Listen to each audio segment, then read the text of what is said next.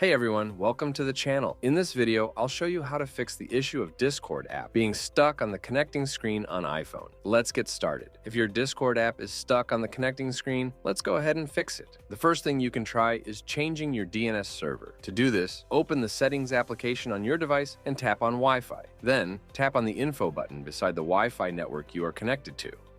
Next, tap on Configure DNS. By default, the Configure DNS setting is set to automatic, but go ahead and select Manual. Tap on Add Server and add the Google DNS servers, which are 8.888 and 8.8.44. Tap on the Save button to save the changes. Then, open Discord and see if the issue has been fixed.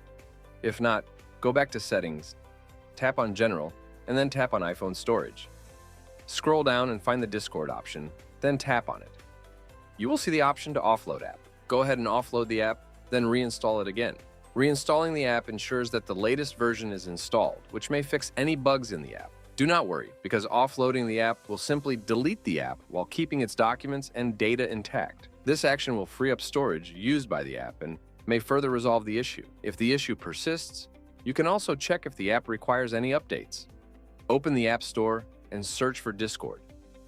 Make sure the app is updated to its latest version, as having the most recent version ensures optimal performance and may resolve any issues. After updating, your Discord should be functioning smoothly. If you found this tutorial helpful, please make sure to leave a like and subscribe to the channel. Thanks for watching.